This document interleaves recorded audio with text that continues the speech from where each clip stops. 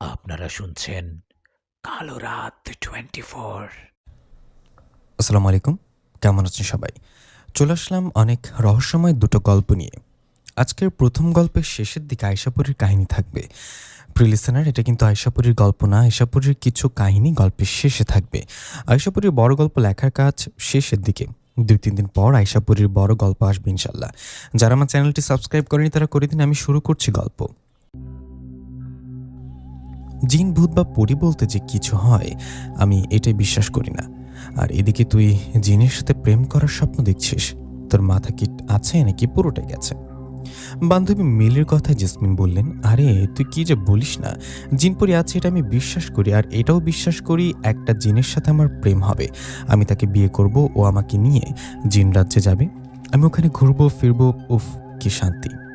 জেসমিনের এমন কথায় মিলি হেসে বলল, সব শেষ, সেই মেয়েটার মাথা পুরোটাই গেছে। দুনিয়াতে এত মানুষ থাকতে তোর জিনকেই বিয়ে করতে প্রেম করতে হবে?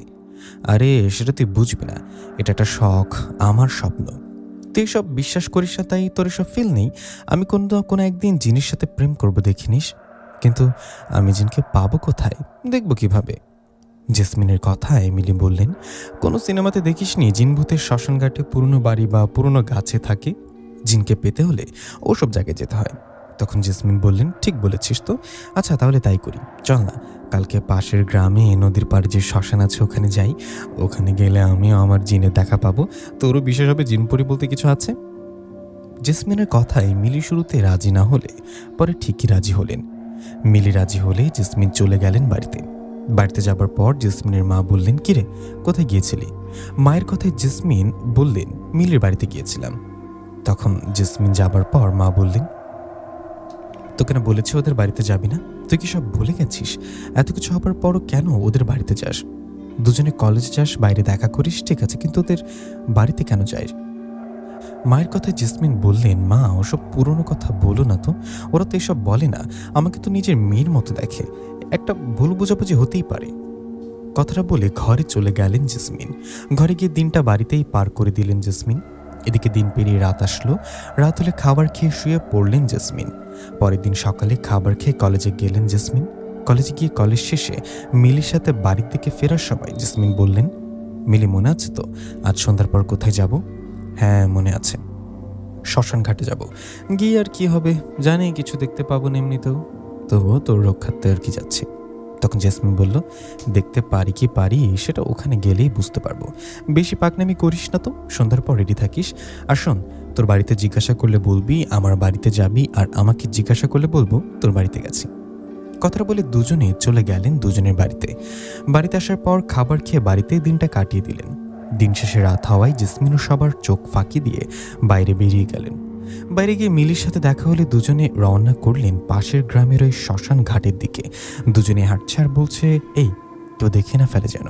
তখন মিলি বললে, না আরে কেউ দেখবে না, আমি জানি এদিকে রাতে কেউ আসে না, মানুষ যে কেন এসব জায়গাকে ভয় পায়। মিলির কথায় জেসমিন বললেন, কেন ভয় পাই? ওখানে গেলে বুঝবি, তোকে একটা ভূতের সাথে বিয়ে দেবো আজকে।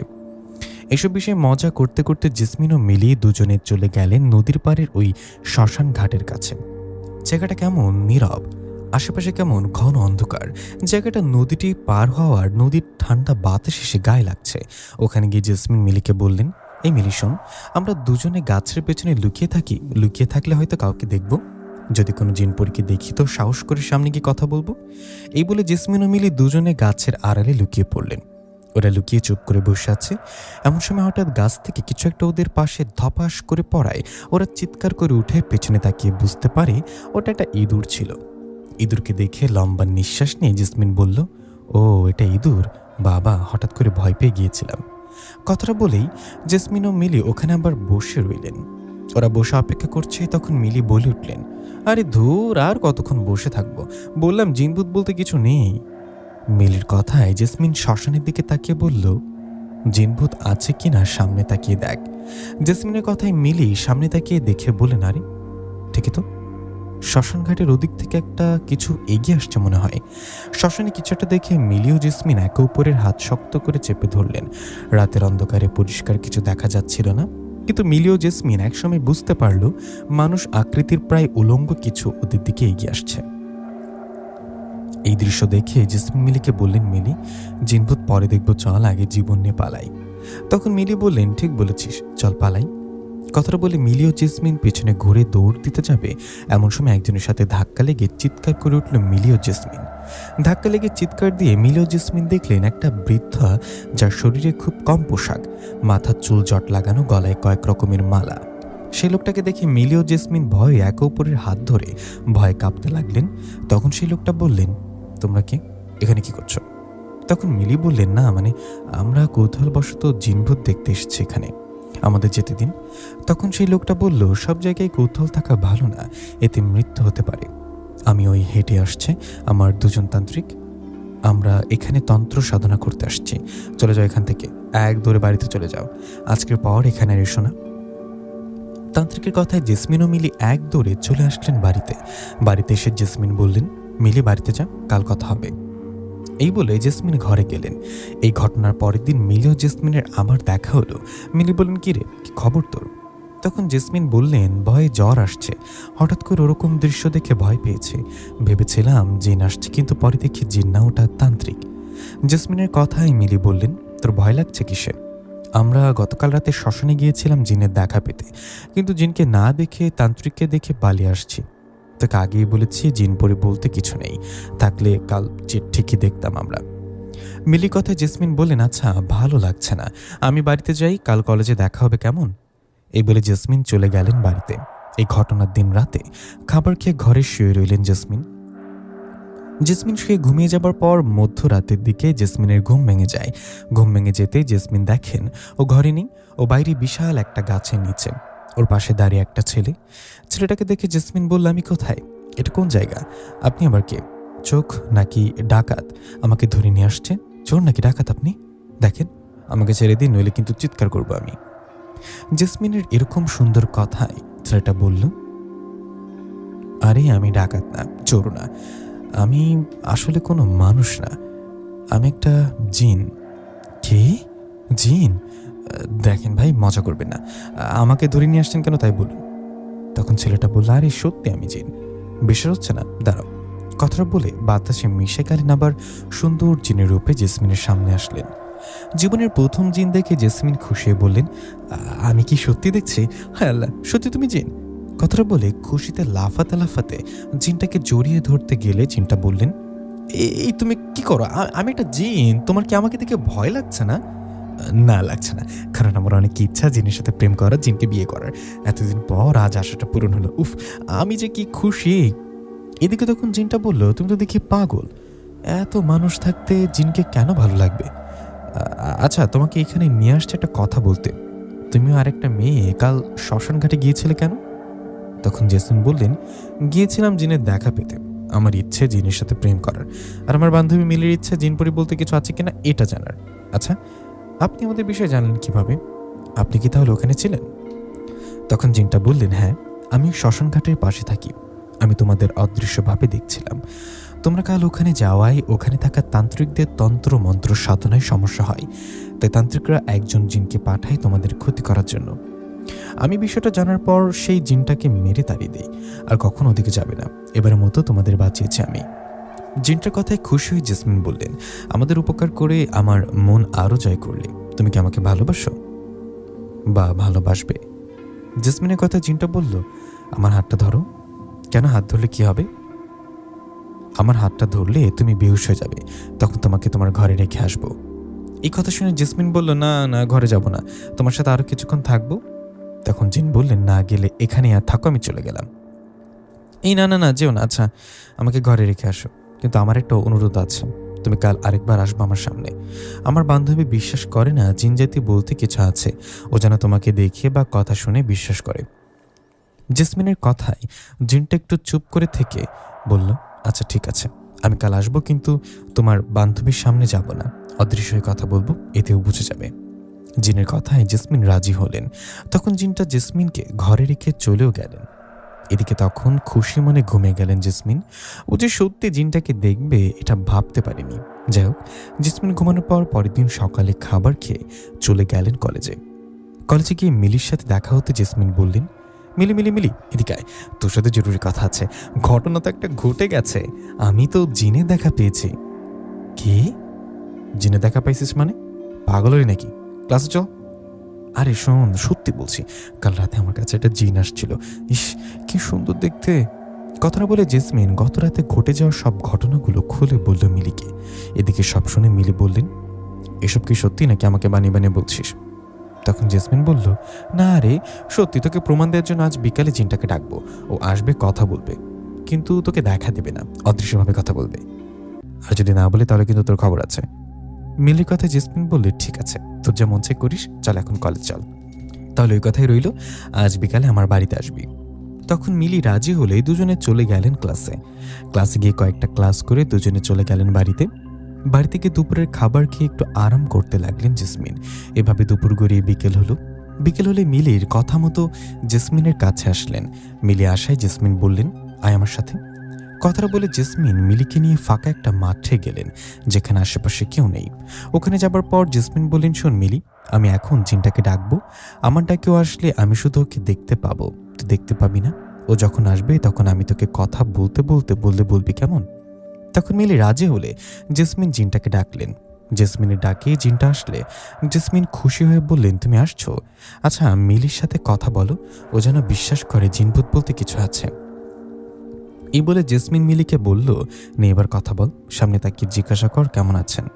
তখন মিলি বললেন, এখানে কি কেউ আছেন, কথা বলেন। তখন জিনটা বলে উঠলেন, আমি এখানে আছি, আমি একটা জিন, কেমন আছেন আপনি?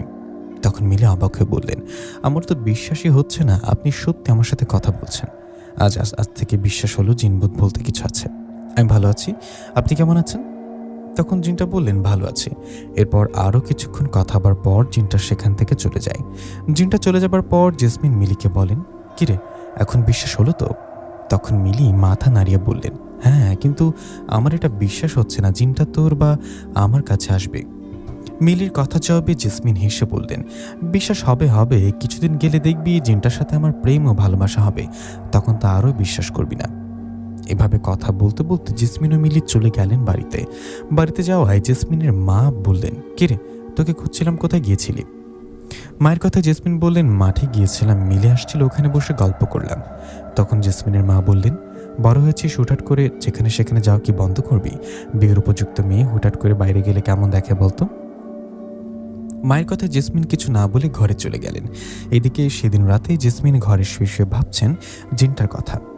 জিনটা কি ওর কাছে আরও আসবে না আসবে না, এসব কথা ভাবতে ভাবতে জিনটাকে স্মরণ করে সে জেসমিনের স্মরণে জিনটা আসলে জেসমিন খুশি হয়ে বলেন, তুমি আসছো, কেমন আছো? জেসমিনের কথায় জিনটা ভালো আছি বলে বললেন, আমাকে আবার কেন ডাকলে? তোমার একটা বিপদে ছিল, তোমাদের সাহায্য করছি, এরপরও কেন আমাকে স্মরণ করেছ? তখন জেসমিন বললেন, তুমি তো জানো আমার জিনদের প্রতি আগ্রহ বেশি, তোমাকে সত্যি আমার ভালো লাগে, আমি তোমাকে সত্যি ভালোবাসি। তুমি পছন্দ করলে তো হবে না, তাই না? তুমিও আমি আলাদা জাতি, আমাদের এসব বুঝতে হবে। আলাদা জাতি তাতে কি? আমি এসব বুঝি না, শুধু এটা বুঝি তোমাকে ভালো লাগে আমার। আচ্ছা, তোমার নাম কি? তখন জিনটা বললেন, আমার নাম কাদির। ও কাদির, সুন্দর নাম। আচ্ছা, আমাকে নিয়ে বাইরে যেতে পারবা, মানে তোমাদের জিন রাজ্যে? আমার না জিন রাজ্য দেখার অনেক শখ, কখনো দেখিনি তো রাজ্য। জেসমিনের কথায় জিনটা বলল, কোনো মানুষকে হুটহাট করে জিন রাজ্যে নিয়ে যাওয়া যায় না, জিন সর্দারের নিষেধ আছে, তুমি ঘুমাও, আমি চলে গেলাম। কথাটা বলে চলে গেলেন জিনটা। এদিকে তখন মন খারাপ করে ঘুমিয়ে গেলেন জেসমিন। এই ঘটনা দুদিন জেসমিনের কাছে ওই জিনটা আসেনি। দুদিন পর এক রাতে জিনটা আসে। জিনটা এসে বলে, তোমার কি মন খারাপ? তখন জেসমিন বলেন, হ্যাঁ। তুমি দুদিন ধরে আমার কাছে আসোনি কেন? আমাকে ভালো না বাসো, আমার কাছে তো আসবা। আমার অনেক ইচ্ছা ছিল জিনের সাথে প্রেম করার, কিন্তু তা হয়তো হবে না। আমি তোমাকে পছন্দ করলে তুমি আমাকে পছন্দ করো না। জেসমিনের কথায় সে জিনটা বললেন, বাইরে যাবে? বাইরে কোথায়? তখন সেই জিন বললেন, বাইরে বলতে তোমাকে জিনরাজ্যে নিয়ে যাব। তোমার না ইচ্ছা ছিল জিনরাজ্য দেখার? জিনের কথায় খুশি হয়ে জেসমিন বললেন, যেতে তো ইচ্ছে করে, কিন্তু তোমাকে ভালোবেসে তুমি তো আমাকেই পছন্দ করো না। বোকামি, পছন্দ না করলে কি তোমাকে নিয়ে জিনরাজ্যে যেতে চাই? চলো তোমাকে রাজ্যে ঘুরিয়ে আনি। জিনের কথায় জেসমিন বুঝতে পারলেন জিনটাকে পছন্দ করতে শুরু করেছে। জিনের কথায় খুশি মনে রাজি হয়ে বললেন, ঠিক আছে, কিন্তু সকাল আমার আগেই আমাকে রেখে যাবা, ওকে? জেসমিনের কথায় রাজি হয়ে সে জিনটা জেসমিনকে জিনরাজ্যে নিয়ে গেলেন। জিনরাজ্যে গিয়ে জেসমিন অবাক হয়ে চারিদিকে তাকিয়ে বললেন, ওয়াও, কত সুন্দর! তোমার জিন রাজ্য আমাদের মানুষের পৃথিবী থেকে সুন্দর। কত সুন্দর প্রাসাদ। তখন কাদির নামে জিনটা বললেন, তাই? আচ্ছা চলো। এটা বলে হাঁটতে লাগলেন দুজনে। হাঁটতে হাঁটতে একটা জায়গায় এসে থেমে জিনটা বললেন, জেসমিন, ওই যে দেখা যায় প্রাসাদটা, ওটা আমাদের প্রাসাদ। আমি তোমাকে আমার প্রাসাদে নিয়ে গেলাম না কারণ মা বাবাকে এখনও তোমার কথা বলিনি। তখন জেসমিন বলেন, ও আচ্ছা, সমস্যা নেই, আমি তো দেখলাম প্রাসাদের ভেতরে ঢুকতে হবে না। জেসমিনের কথায় জিন বলল, আসো আমার সাথে, আসো, তোমাকে সুন্দর ও অদ্ভুত একটা জায়গায় নিয়ে যাই। কথাটা বলে জিনটা জেসমিনকে নিয়ে একটা জায়গায় গেলেন। জায়গাটা খুবই সুন্দর। ওখানে গিয়ে জেসমিন অবাক হয়ে একটা জিনিস দেখলেন। জেসমিন দেখলেন একটা নদী। সেই নদীর পানি কালো রঙের। কালো রঙের পানি দেখে জেসমিন অবাক হয়ে বললেন, আরে, এই নদীর পানি কালো কেন? তখন জিনটা বললেন, এই নদীর পানি এরকম, তবে খেতে খুব মিষ্টি। শোনো, একটা অদ্ভুত জিনিস তোমাকে দেখাই। এই যে পাত্রটা নাও, নিয়ে নদীর পানিতে করে নিয়ে আসো। পানি এনে সেখানে তোমার শরীরের 1 ফোঁটা রক্ত ফেলো। এই পানিতে তোমার 1 ফোঁটা রক্ত ফেলার সাথে সাথেই পানিটা কালো থেকে সাদা হয়ে যাবে। তখন এটা খাবে। এটা খেতে অনেক সুস্বাদু। জিনের কথা জেসমিন অবাক হয়ে বললেন, সত্যি অদ্ভুত বিষয় তো। এই বলে জিনটার হাত থেকে পাত্রটা নিয়ে নদী থেকে পানি তুলে সেখানে নিজের শরীরের 1 ফোঁটা রক্ত দিলেন। শরীরে রক্ত দেওয়ার সাথে সাথে সত্যি সত্যি পানিটা কালো হয়ে সাদা হয়ে গেল। পানিটা সাদা হওয়ার সাথে জেসমিন অবাক হয়ে জিনের দিকে তাকালেন। তখন জিন জেসমিনকে বললেন, এখন খেয়ে দেখো, তুমি খেয়ে আমাকে দাও। তখন জেসমিন একটু পানি খেলেন। খেয়ে দেখলেন সত্যি এটা অনেক সুন্দর ও মিষ্টি খেতে। পানি খেয়ে জিনকে দিয়ে বললেন, আসলেই অনেক সুস্বাদু, এই নাও, এখন তুমি খাও।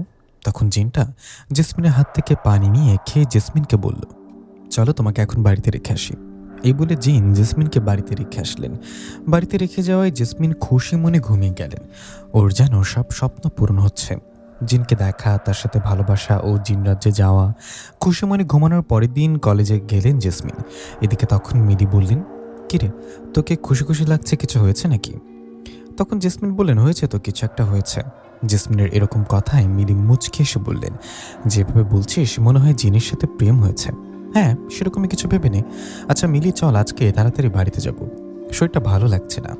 কথাটা বলে মিলি ও জেসমিন কলেজ থেকে চলে আসতেন বাড়িতে। বাড়িতে এসে জেসমিন শুয়ে রইলেন। সেদিন সন্ধ্যার পর জেসমিন ঘরে বসে পড়া পড়ছিলেন। এমন সময় হঠাৎ জেসমিন বমি করতে থাকে। জেসমিনের বমি দেখে ওর মা কাছে এসে বললেন, জেসমিন, কি হয়েছে, হঠাৎ বমি করছিস যে? এদিকে মায়ের কথার উত্তর দিতে যাবে এমন সময় আবারও বমি করলেন। এবার আর নর্মাল বমি না, রক্ত বমি। রক্ত বমি দেখে জেসমিন ও ওর মা ভয় পেয়ে গেলেন। তখন জেসমিনের মা পানি এনে জেসমিনকে দিয়ে বললেন, কুলি করতে, একটু পানি খেতে। মায়ের কথায় জেসমিন তাই করলেন। ওদিকে জেসমিনের মা জেসমিনের বাবাকে ডাক দিয়ে সব বললেন। সব শুনে জেসমিনের বাবা ডাক্তারের কাছ থেকে ওষুধ এনে দিলেন জেসমিনকে। ওষুধ আনে রাতের খাবার খেয়ে ওষুধ খেয়ে শুয়ে পড়লেন জেসমিন। জেসমিন শুয়ে পড়ার কিছুক্ষণ পর জিন ওর কাছে আসলেন। জিনটা আসায় জেসমিন বিছানায় বসে বললেন, তুমি আসছো? জানো আমি অসুস্থ, সন্ধ্যার দিকে রক্ত বমি করেছে, ভয় লাগছে। জেসমিনের কথা সে জিনটা বললেন, তাই? বিষয়টা তো ভালো লাগছে না। আচ্ছা তুমি একটু অপেক্ষা করো, আমি আসছি। কথাটা বলে সে জিনটা চলে গেলেন। আর কিছুক্ষণ পর ফিরে আসলেন। জিনটা ফিরে এসে বললে, এই নাও, এটা আমাদের জিনদের একটা গাছের শিকড়, এটা চিবিয়ে খেয়ে ফেললে তুমি সুস্থ হয়ে যাবা। সে জিনের কথায় জেসমিন তাই করলেন। গাছের শিকড়ের মতো জিনিসটাকে চিবিয়ে খেয়ে ফেললেন জেসমিন। তখন জিন বলল, আচ্ছা তোমার শরীর অসুস্থ, তুমি ঘুমাও, আমি চলে যাই। কথাটা বলে জিনটা চলে গেলেন। এদিকে তখন ঘুমিয়ে পড়লেন জেসমিন। জেসমিন ঘুমিয়ে পড়ার পর সকালে ঘুম ভেঙে গেলে ও বুঝতে পারলেন শরীরে অনেক ব্যথা। শরীরে ব্যথা দেখে জেসমিন ওর মাকে ডাক দিলেন আর মায়ের শরীর ধরে উঠে দাঁড়ালেন। এদিকে মেয়ের অসুস্থ শরীর দেখে জেসমিনের মা বাবা জেসমিনকে ডাক্তারের কাছে নিয়ে গেলেন। ডাক্তারের কাছে নিয়ে গিয়ে ডাক্তার দেখে ওষুধ নিয়ে আসলেন। ওষুধ নিয়ে আসার পর খেতে লাগলেন, কিন্তু এতে কোনো উপকার হলো না। জেসমিন সেদিন আরও 2-3 বার রক্ত বমি করলেন। মেয়ের এমন অসুস্থ দেখে ওর মা বাবা পরের দিন আরও ডাক্তার দেখালেন, কিন্তু এতে কোনো লাভ হলো না। পরের দিনও ভীষণ অসুস্থ হয়ে পড়লেন জেসমিন।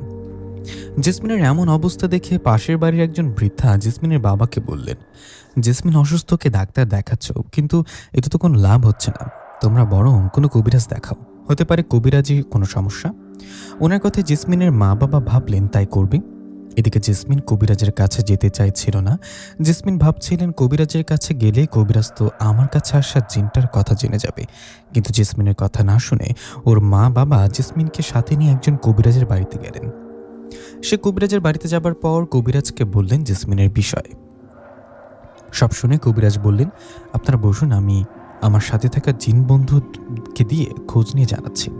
এই বলে কবিরাজ তার বন্ধু জিনকে দিয়ে খোঁজ নিয়ে যা বললেন সেটা শুনে জেসমিনের মাথায় আকাশ ভেঙে পড়ল। কবিরাজ জেসমিনের বাবাকে উদ্দেশ্য করে বললেন, শুনুন, আপনার মেয়ে জেসমিনকে কালো জাদু করা হয়েছে। এই কালো জাদু প্ল্যান মতো করা হয়েছে। আপনারা মেয়ের অবস্থা খুবই খারাপ।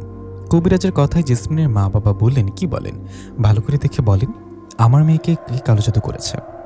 তখন কবিরাজ বললেন, আমি যা বলছি সব সত্যি। জেসমিনকে কালো জাদু করা হয়েছে, আর জেসমিনকে কালো জাদু করেছে ওর বান্ধবী মিলি। কি, মিলি? না না, মিলি আমার ভালো বান্ধবী, এটা বিশ্বাস করি না। কথাটা বলে উঠলেন জেসমিন। জেসমিনের কথা জবাবে কবিরাজ বললেন, আমার সব কথা সত্যি। আপনারা আমার এখান থেকে চলে গিয়ে সোজাসুজি মিলিকে জিজ্ঞাসা করলেও স্বীকার করবে। তখন জেসমিনের বাবা বললেন, কবিরাজ সাহেব, আমরা তো মিলিকে জিজ্ঞাসা করবো, আপনি এখন কিছু একটা করুন, আমার মেয়ের ক্ষতি করার জিনটাকে হাজির করুন। জেসমিনের বাবার কথায় কবিরাজ বললেন, ঠিক আছে। এই বলে কবিরাজ ওই জিনটাকে হাজির করার চেষ্টা শুরু করলেন। এভাবে 2-1 মিনিট যাবার পর জেসমিনের মা বাবা ও জেসমিন দেখলেন অদৃশ্য কেউ কবিরাজের ঘাড় মোটকে কবিরাজকে মেরে ফেললেন। নিজের সামনে কবিরাজকে মরতে দেখে জেসমিনের মা বাবা ও জেসমিন সেখানে দৌড় দিয়ে বেরিয়ে আসে। জেসমিনের মা বাবা কবিরাজের ওখান থেকে এসে বাড়িতে না গিয়ে সোজা চলে যায় মিলিদের বাড়িতে। সেখানে গিয়ে মিলিকে ডাকতে থাকে। জেসমিনের বাবার ডাকে মিলি ও মিলির মা বেরিয়ে আসে। তখন জেসমিন মিলির সামনে গিয়ে দাঁড়িয়ে দাঁড়িয়ে বলেন, মিলি, কবিরাজ এসব কি বলল? তুই আমার ভালো বান্ধবী হয়ে আমার সাথে এমন কেন করলি আমার উপর কালো জাদু, বল। কথাটা বলে জেসমিন মিলিকে ধমক দিলে মিলি রাগ করে বললেন, ও শেষমেশ তাহলে জেনেই গেলি আমি তোকে কালো জাদু করেছি। জেনে যেহেতু গিয়েছিস তাহলে শুনে রাখ, তোর সাথে খারাপ কিছু ঘটতে যাচ্ছে। তুই দেরি করে ফেলেছিস, এখন আর বাঁচবি না, মারা যাবি।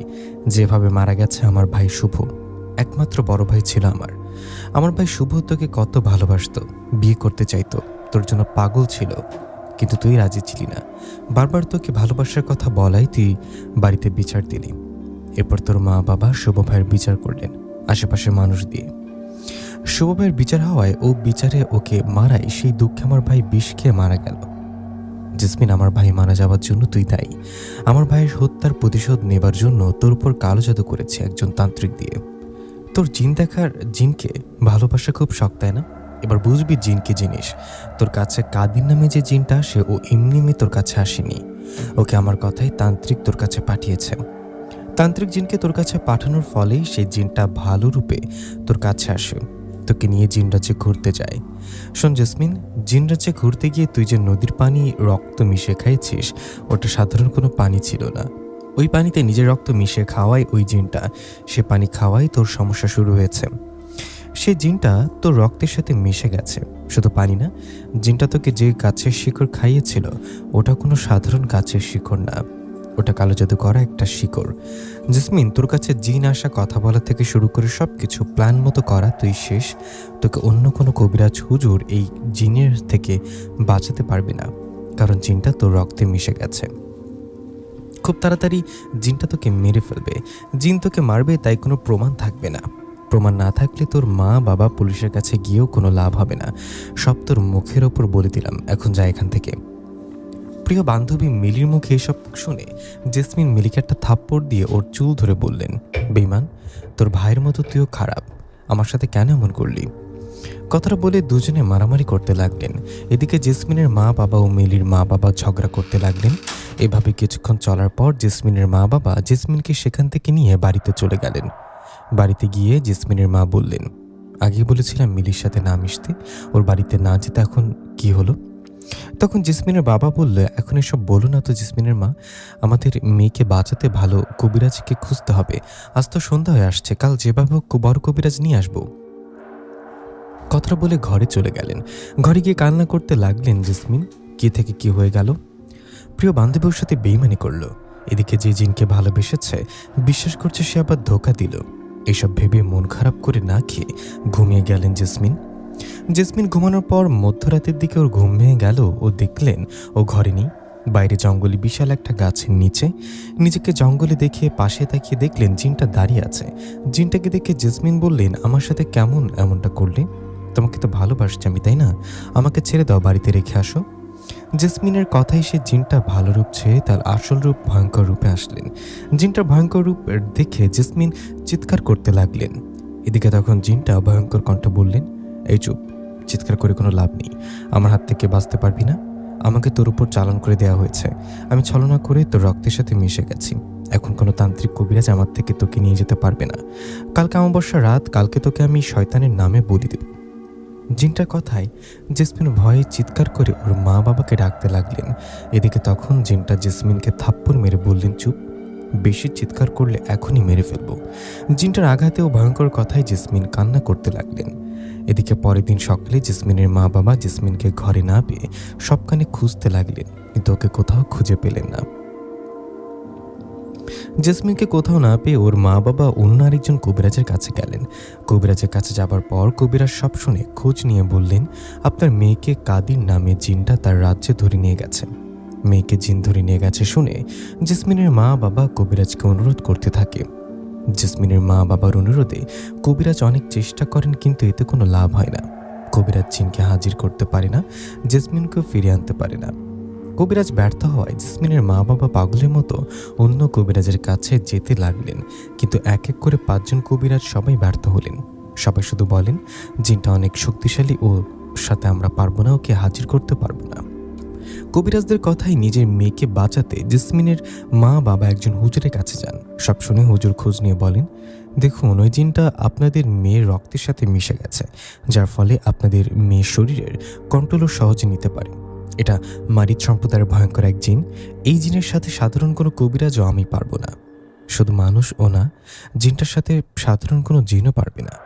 আপনারা আমার কাছে আসছেন, আমি পারবো না এই কাজ করতে, কিন্তু আমার সাথে থাকা জিন একজন পরীর খোঁজ আমাকে দিলেন, দিয়ে বললেন সেই পরীর সাহায্যে আপনি নিতে পারলে আপনার মেয়েকে ফিরিয়ে পাওয়া সম্ভব। সেই পরী নাম আয়শাপরী। আয়শাপরী বিয়ে করেছে একজন মানুষ ছেলেকে। আমার সাথে থাকা জিন সে আয়শাপরীর স্বামীর ঠিকানা আমাকে বলেছে। আয়শাপরীর স্বামী দোকান করে, আমি আপনাকে ঠিকানা দিচ্ছি, আপনি এখনই যান। আর আয়শাপরীর স্বামীকে অনুরোধ করুন উনি যেন ওনার স্ত্রী আয়শাপরীকে বলে আপনাকে সাহায্য করতে। হুজুরের কথায় জেসমিনের বাবা তখনই চলে আসেন আমার কাছে। আমি তখন দোকান করছিলাম। জেসমিনের বাবা আমার কাছে এসে আমার দিকে তাকিয়ে থাকেন। তখন আমি ওনাকে সালাম দিলে উনি বলে, কিছু লাগবে কি? তখন উনি আমতা আমতা করে বলেন, বাবা, তোমার নাম কি নিশাদ? তখন আমি মাথা নাড়িয়ে হ্যাঁ বলি। কে আপনি? আমার কথায় জেসমিনের বাবা চোখের পানি ছেড়ে দিয়ে সব ঘটনা খুলে বলেন আমাকে। সব খুলে বলে বলেন, বাবা, তোমার বউ আয়শাপরীকে বলো না আমাকে সাহায্য করতে, আমার মেয়েটাকে ওই জিনের হাত থেকে বাঁচাতে। আমি তোমার পায়ে পড়ি, তুমি আমার ছেলের মতো, আমাকে ফিরিয়ে দিও না। কথাটা বলে উনি আমার পা ধরতে আসলে আমি বললাম, আরে চাচা, কি করেন, উঠুন, আমি তো আপনার ছেলের মতো, পা ধরতে হবে না। আমি আয়েশাকে বলে আপনার মেয়ের কিছু একটা ব্যবস্থা করছি, আপনি বাড়িতে চলে যান। আল্লাহ রহম করেন তো আপনার মেয়ে আপনাদের কাছে ফিরে আসবে। আপনি বাড়িতে যান, আমি আমার বউ আয়েশার সাথে কথা বলছি। কথাটা বলে ওনাকে পানি দিলাম। পানি খেয়ে আবার অনুরোধ করে চলে গেলেন জেসমিনের বাবা। এদিকে তখন আমি আমার বউ আয়েশাপরীকে স্মরণ করলাম। আমার স্মরণে আয়েশা এসে বললেন, কি ব্যাপার, হঠাৎ দোকানে ডাকলা, আমি কিছু বলবা কি? আয়েশার কথায় তখন আমি সব ঘটনা ওকে খুলে বললাম। আমি আরও বললাম, বাবার বয়সী মানুষটা মেয়েকে বাঁচাতে আমার পায়ে পড়তে আসছে। আয়েশা, উনি নিশ্চয়ই অসহায় হয়ে আসছে, আল্লাহ চাইলে ওনাকে সাহায্য করো, ওনার মেয়েকে ফিরে আনো। আমার কথাই আয়েশা মুচকে এসে বলল, আমার স্বামী আমাকে যে আদেশ করছে আমি সেটাই পালন করব, তুমি দোকান কর, আমি দেখি কি করা যায়। কথাটা বলে আয়শাপরী চলে গেলেন সেই জিনটার কাছে। ওদিকে জিনটা জেসমিনকে ধরে বেঁধে ফেলেছে বলি দেবার জন্য। জীবন বাঁচাতে জেসমিন চিৎকার করছে। আয়শাপরী ওখানে যাওয়ায় সেই জিনটা বললেন, তুই কে, এখানে কেন আসছিস? জিনটার কথা আয়শাপরী বললেন, অসহায় মা বাবার কাছে তার মেয়েকে ফিরিয়ে দিতে। একটা মেয়ে যে কিনা তোকে ভালোবাসছে, বিশ্বাস করছে, তুই তাকে বলি দিতে এখানে নিয়ে আসছিস। আল্লাহ কারো না কারোর ওসিলায় কাউকে সাহায্য করে থাকে, ছেড়ে দে মেয়েটাকে। আয়েশা কথায় জিনটা রেগে গিয়ে বলেন, তুই কি আমাকে আদেশ করার, তুই জানিস আমি কে? তখন আয়েশাপরী বললেন, তুই কি আমি জানি, কিন্তু এই আয়েশাপরী যে কে সেটা তুই জানিস না। জীবন বাঁচাতে চাইলে ছেড়ে দে ওকে। আয়েশার কথায় জিনটা রেগে আয়েশাকে এসে আঘাত করে ফেলে দিলেন। এদিকে তখন আয়েশা জিনটাকে ধরে আঘাত করতে লাগলেন। দুজনের মধ্যে তখন যুদ্ধ শুরু হলো, কিন্তু আয়েশাপরীর শক্তির কাছে জিনটা কিছুই ছিল না। তাই আয়েশা জিনটাকে ধরে একের পর এক আঘাত করতে লাগলেন। আয়েশাপরীর আঘাতে একসময় জিনটা প্রাণ বাঁচাতে আয়েশার কাছে মাফ চাইতে লাগলেন। এদিকে তখন আয়েশা বললেন, তোকে ছেড়ে দেব কি দেব না এটা পরে দেখা যাবে। এখন তুই যাবি, গিয়ে তোকে যে এই জেসমিন নামের মেয়েটার কাছে পাঠিয়েছেন তাদের শিক্ষা দিবি। যে কালো জাদু করছে তার যার হাতে আছে তাদের শিক্ষা দিয়ে আয়। মনে রাখিস, পালানোর চেষ্টা করবি না। আয়েশাপুরীর কথায় জিনটা মিলিকে এসে মেরে ফেলে, আর যে তান্ত্রিক কালো জাদু করেছে তাকেও মেরে ফেলে। মিলি কালো জাদু করিয়েছে, তান্ত্রিক করেছে, তাই দুজনকেই শেষ করে দিলেন জিনটা। দুজনকে মেরে জিনটা আবারও আয়েশাপুরীর কাছে আসলো।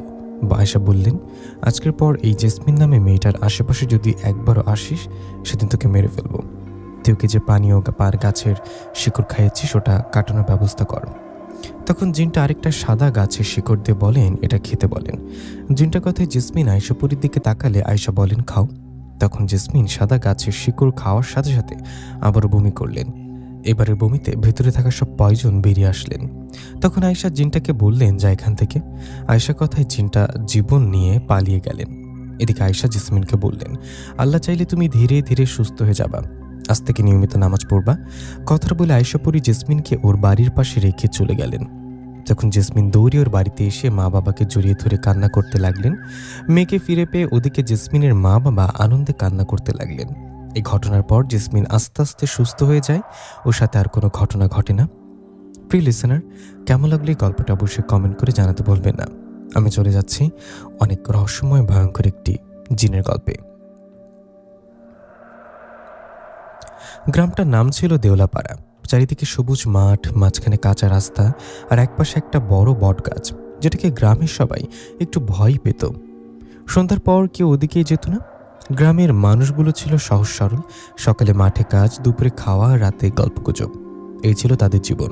কিন্তু একদিন সবকিছু বদলে গেল। এক বিকেলে গ্রামের প্রবেশ পথ দিয়ে এক লোক ঢুকলো। লম্বা দাড়ি, গায়ে কালো কাপড়, গলায় নানান রকম তাবিজ, চোখ দুটো অদ্ভুত রকম জলজল করছিল। লোকটার নাম বলল মাহির তান্ত্রিক। সে গ্রামের মোড়ে বসে বলল, আমি মানুষকে সাহায্য করতে এসেছি, যার সমস্যা আছে আমার কাছে আসুন। প্রথমে কেউ বিশ্বাস করেনি, কিন্তু গ্রামে তখন এক মহিলার ছেলে অনেকদিন ধরে অসুস্থ ছিল। লোকজন তাকে নিয়ে গেল ওই তান্ত্রিকের কাছে। মাহির তান্ত্রিক ছেলেটার মাথায় হাত রাখলো, কিন্তু মন্ত্র পড়ল আর একটা তাবিজ বেঁধে দিল। সবাই অবাক হয়ে গেল। পরের দিন থেকে ছেলেটা সুস্থ হতে শুরু করলো। গ্রামের লোকজন বলতে লাগলো, এই লোক তো সত্যি ভালো মানুষ, আল্লাহ পাঠাইছে আমাদের জন্য। ধীরে ধীরে সবাই তার ভক্ত হয়ে গেল। গ্রামের বাইরে সেই পুরনো বটগাছের পাশেই মাহির একটা ছোট্ট করে ঘর বানালো। সে বলল, আমি নির্জনে থাকি, এখানে আমার সাধনা হয়। কিছু মনে করলো না, বরং গ্রামের লোকজন তাকে খাবার, চাল, ডাল দিয়ে সাহায্য করতে লাগলো। কিন্তু রাত হলে ওই জায়গা থেকে অদ্ভুত শব্দ আসতো, কখনো কান্না, কখনো ফিসফিস, কখনো মনে হতো কেউ যেন চিৎকার করছে। লোকজন ভাবত তান্ত্রিক তো সাধনা করে, এগুলো স্বাভাবিক। এক রাতে গ্রামের রহিম মিয়া 6 বছরের ছেলে হঠাৎ করে নিখোঁজ হয়ে গেল। সারা গ্রাম খুঁজল, নদীর পাড়, জঙ্গল, বটগাছের আশপাশ, কিন্তু কোথাও পাওয়া গেল না। মাহির তান্ত্রিক তখন এসে বলল, ভয় পাবেন না, আমি জিনদের মাধ্যমে খোঁজ নিচ্ছি। সে চোখ বন্ধ করে কিছুক্ষণ বসে থাকলো, তারপর বলল, শিশুটাকে খারাপ জিন তুলে নিয়ে গেছে, আমি চেষ্টা করছি। গ্রামের সবাই আরও বেশি বিশ্বাস করতে লাগলো তাকে। কয়েকদিন পর আরেকটা শিশু হারিয়ে গেল, তারপর আরেকটা, এভাবে একে একে 4টা শিশু হঠাৎ করে উধাও হয়ে গেল। গ্রামের মানুষ আতঙ্কে দিন কাটাতে লাগলো। মায়েরা তাদের বাচ্চাদের একা বাইরে যেতে দিত না। রাতে দরজা জানলা শক্ত করে বন্ধ করে রাখতো সবাই। একদিন গ্রামের মানুষ, যুবক নাম সালাম, রাতে বাড়িতে ফিরছিল। সে বটগাছের পাশ দিয়ে যাওয়ার সময় হঠাৎ থেমে গেল। সে দেখলো তান্ত্রিকের কুঁড়েঘরের ভেতরে লাল আলো জ্বলছে, আর ভেতর থেকে অদ্ভুত মন্ত্রের শব্দ আসছে। সালাম ধীরে ধীরে কাছে গিয়ে উকি দিল। তারপর যা দেখলো তা দেখে তার শরীর ঠান্ডা হয়ে গেল। সে দেখলো মাটিতে আঁকা অদ্ভুত চিহ্ন, চারিদিকে আগুন, আর মাঝখানে একটা ছোট্ট বাচ্চা। আর তান্ত্রিক বলছে, হ্যাঁ, অন্ধকারের চিহ্ন, তোমাদের জন্যই বলি। হঠাৎ বাতাস জোরে বইতে শুরু করলো। একটা কালো ছায়া যেন নড়েচড়ে উঠল। সালামা দাঁড়াতে পারল না। সে দৌড়ে গ্রামে ফিরে গেল। হাঁপাতে সবাইকে বলল, তান্ত্রিকই সব করেছে, ওই বাচ্চাদের জিনদের কাছে বলি দিচ্ছে। প্রথমে কেউ বিশ্বাস করতে চায়নি, কিন্তু যখন কয়েকজন গিয়ে দূর থেকে দেখল সে অদ্ভুত আলোর শব্দ, তখন পুরো গ্রাম রেগে আগুন হয়ে উঠল। গ্রামের মুরব্বীরা বলল, কাল সকালে আমরা সবাই মিলে ওর বিচার করব। সে রাতটা ছিল ভয়ঙ্কর নীরব, কিন্তু কেউ জানতো না মাহির তান্ত্রিক সবকিছু টের পেয়ে গেছে, আর সে ঠিক করেছে এই গ্রামকে সে ছাড়বে। রাতটা যেন শেষই হচ্ছিল না। দেওলাপাড়া গ্রামের প্রতিটা মানুষ সেই রাত জেগেছিল। কারোর চোখে ঘুম নেই, কারোর মুখে কথা নেই, শুধু ভয় আর রাগ জমেছিল সবার ভিতরে। সালামের কথা যেন আগুনের মতো ছড়িয়ে পড়েছে পুরো গ্রামে। তান্ত্রিকই বাচ্চাগুলোকে মেরে ফেলছে, ওই শয়তানকে আজ শেষ করতে হবে। মায়েরা তাদের সন্তানদের বুকে জড়িয়ে বসেছিল, বাবারা হাতে লাঠি দা কোরাল নিয়ে প্রস্তুত হচ্ছিল। ফজরের আজানের পর গ্রামের মসজিদের সামনে সবাই জড়ো হলো। গ্রামের মুরব্বী হাজী করিমউদ্দিন গম্ভীর গলায় বললেন, আজ আর কোনো ভুল করা যাবে না। যদি সত্যি হয় তাহলে ওই তান্ত্রিককে আমরা ছাড়ব না। সবাই একসাথে বলল, না ছাড়ব না। একদল যুবক বলল, চলুন এখন যাই। হাজী করিম হাত তুলে থামালেন, সবাই একসাথে যাবে, কেউ আলাদা হবে না, আজ বিচার হবে। সূর্য উঠতে না উঠতেই প্রায় পুরো গ্রাম রওনা দিল সেই বটগাছের দিকে। কেউ লাঠি নেই, কেউ দা, কেউ আগুন জ্বালানোর জন্য শুকনো খড়। মহিলারাও দূর থেকে দেখার জন্য আসছিল। যতই তারা বটগাছের কাছে যাচ্ছিল ততই একটা ঠান্ডা বাতাস বইতে লাগলো। কিছু লোক ফিসফিস করে বলল, এটা ভালো লক্ষণ না, এখানে কিছু একটা আছে। তারা গিয়ে দাঁড়ালো তান্ত্রিকের কুঁড়ে ঘরের সামনে। দরজাটা বন্ধ ছিল। সালাম বলল, এই ঘরের ভেতরেই সব হচ্ছে। একজন যুবক জোরে লাথি মারল দরজায়, ধারাম। দরজা খুলে গেল। ভেতরে ঢুকে সবাই থমকে গেল। মাটিতে আঁকা বড় বড় কালো চিহ্ন, চারিদিকে শুকনো রক্ত, কোনায় পড়ে আছে ছোট্ট ছোট্ট কাপড়, আর একটা জায়গায় কিছু হাড়। একজন মহিলা চিৎকার করে উঠল, এটা তো আমার ছেলের জামা। পুরো জায়গাটা কেঁপে উঠল কান্নায় আর রাগে। ঠিক তখনই ঘরের পেছন থেকে ধীরে ধীরে বের হয়ে এলো মাহির তান্ত্রিক। তার চোখ লাল, মুখে অদ্ভুত হাসি। সে শান্ত গলায় বলল, তোরা জেনে গেছিস তাই না? একজন যুবক চিৎকার করে বলল, শয়তান, তুই বাচ্চাগুলোকে মেরেছিস? তান্ত্রিক হেসে বলল, মারা না, বলি দিয়েছি। এই কথা শুনে সবাই যেন পাগল হয়ে গেল। মারো ওকে, শেষ করে দাও। সবাই একসাথে ঝাঁপিয়ে পড়ল তান্ত্রিকের উপরে। লাঠি, ঘুষি, লাথি সব দিয়ে মারতে লাগলো। তান্ত্রিক মাটিতে পড়ে গেল, কিন্তু তার মুখের হাসি থামল না। রক্ত ঝরছিল, তবু সে বলল, তোরা ভাবছিস আমাকে সব মেরে সব দোষ করে শেষ করে দিবি? হাজী করিম সামনে এসে বললেন, এই গ্রাম থেকে বের হয়ে যা, না হলে আজকেই তোরা শেষ। তান্ত্রিক ধীরে ধীরে উঠে বসল। তার চোখে তখন এক অদ্ভুত আগুন। সে দাঁড়িয়ে কাপা গলায় চিৎকার করে বলল, আমি যাচ্ছি, কিন্তু মনে রাখিস, এই গ্রামের প্রতিটা মানুষ কাঁদবে। যে বাচ্চাদের রক্ত আমি দিয়েছি তাদের আত্মা শান্তি পাবে না। আমি কালো জাদু দিয়ে এমন অভিশাপ দেব, জিনরা আসবে, তোদের ঘরে ঢুকবে, এক এক করে তোদের শেষ করবে। হঠাৎ চারিদিকে বাতাস জোরে বইতে লাগলো। বটগাছের পাতা কাঁপতে লাগলো অস্বাভাবিকভাবে। কিছু লোক ভয় পেয়ে পিছিয়ে গেল। গ্রামের লোকজন আর দেরি করল না, ওকে টেনে হিঁচড়ে গ্রামের বাইরে নিয়ে গেল। শেষবারের মতো তান্ত্রিক ফিরে তাকিয়ে বলল, আজ আমাকে তাড়ালি, কাল তোরা আমার কাছে প্রাণ ভিক্ষা চাইবি। তারপর শেষ অন্ধকার জঙ্গলের দিকে হারিয়ে গেল। তান্ত্রিক চলে যাওয়ার পর গ্রামে এক অদ্ভুত নীরবতা নেমে এলো। সবাই ভাবল সব শেষ, এখন আর ভয়টাই নেই। কিন্তু তারা জানতো না এটাই ছিল আসল শুরুর আগে শান্ত সময়। রাত নামল। হঠাৎ এক বাড়ি থেকে চিৎকার। লোকজন দৌড়ে গেল। দেখল একজন মানুষ মাটিতে পড়ে আছে। তার চোখ খোলা, মুখ বিকৃত, মনে হচ্ছে ভয় পেয়ে মারা গেছে। ঠিক তখনই বটগাছের দিক থেকে ভেসে এলো অদ্ভুত হাসি। সবাই কাঁপতে লাগলো। একজন বলল, তান্ত্রিক ফিরে এসেছে। আরেকজন কাঁপা গলায় বলল, না, এটা মানুষ না, এটা জিন। দেয়ালপাড়া গ্রামে সে রাতটা ছিল অস্বাভাবিক। আকাশের চাঁদ থাকলেও চারিদিকে যেন এক অদ্ভুত অন্ধকার ছড়িয়েছিল। বাতাস ঠান্ডা, ভারী আর নিস্তব্ধতা এমন যেন পুরো গ্রাম নিঃশব্দে আটকে আছে। কিন্তু হঠাৎ চিৎকার ভেসে এলো রশিদ মিয়ার বাড়ি থেকে। লোকজন দৌড়ে গিয়ে সেখানে দেখল রশিদ মিয়া মাটিতে পড়ে আছে।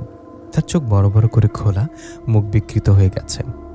তার স্ত্রী কাঁদতে কাঁদতে বলছে, সে হঠাৎ করে উঠে বসলো, তারপর বলল কেউ তাকে ডাকছে। তারপর দরজা খুলে বাইরে গেল। আর কিছুক্ষণ পরই অবস্থা। একজন বৃদ্ধ ধীরে বলল, ওকে কেউ ভয় দেখিয়ে মেরেছে। ঠিক তখনই বটগাছের দিক থেকে আবার সে ভয়ঙ্কর হাসি ভেসে এলো। এবার সবাই স্পষ্ট শুনল। পরদিন সকালে কয়েকজন সাহসী যুবক গেল সে বটগাছের কাছে। তারা গিয়ে দেখল গাছের নিচে মাটিতে নতুন করে আঁকা কালো চিহ্ন আর চারিদিকে পোড়া মাটির গন্ধ। একজন বলল, তান্ত্রিক এখানে কিছু করেছে। আরেকজন হঠাৎ কাঁপতে কাঁপতে বলল, এই গাছটা এখন ভালো না। হঠাৎ গাছের ডাল নড়তে লাগলো, কিন্তু বাতাস ছিল না। সবাই দৌড়ে সেখানে পালালো। সেই রাত থেকেই গ্রামে শুরু হলো আসল তাণ্ডব। কেউ রাতে হাঁটার সময় অনুভব করতো তার পিছনে কেউ হাঁটছে, কেউ ঘুমের মধ্যে শুনতো কেউ তার নাম ধরে ডাকছে। ছোট ছোট বাচ্চারা চিৎকার করে উঠত, কালো মানুষ, কালো মানুষ। এক মা বলল, আমার ছেলে বলছে একটা লম্বা কালো ছায়া জানলার বাইরে দাঁড়িয়ে থাকে। এক রাতে সালাম তার বাড়িতে ঘুমাচ্ছিল। হঠাৎ সে অনুভব করলো তার বুকের উপর কেউ বসে আছে। সে চোখ খুলতে চাইল কিন্তু পারছিল না, শরীর একদম অবশ। তারপর সে শুনল কেউ তার কানে ফিসফিস করে বলছে, তোরা আমাকে তাড়ালি, এখন এক এক করে তোদের নেব। সালাম মরিয়া হয়ে আল্লাহর নাম নিতে লাগলো। হঠাৎ চাপটা সরে গেল, সে উঠে বসে হাঁপাতে লাগলো। ঘরের কোনায় সে দেখলো একটা কালো ছায়া ধীরে ধীরে মিলে যাচ্ছে। পরদিন সালাম সব বলল গ্রামবাসীকে। তখন আরও অনেকে বলল, আমার সাথে এমন হয়েছে, আমি রাত কারোর পায়ে শব্দ শুনেছি, আমার ঘরের জিনিসপত্র নিজে নিজে নড়ছিল। এখন আর কেউ সন্দেহ করল না এটা জিনের কাজ। এরপর একের পর এক মৃত্যু শুরু হলো। এক রাতে এক বৃদ্ধা হঠাৎ করে চিৎকার করে মারা গেলেন। তার মুখে একটাই কথা, ওরা এসেছে, ওরা আমাকে নিতে এসেছে। আর এদিন এক যুবককে পাওয়া গেল গাছ নিচে অচেতন অবস্থায়।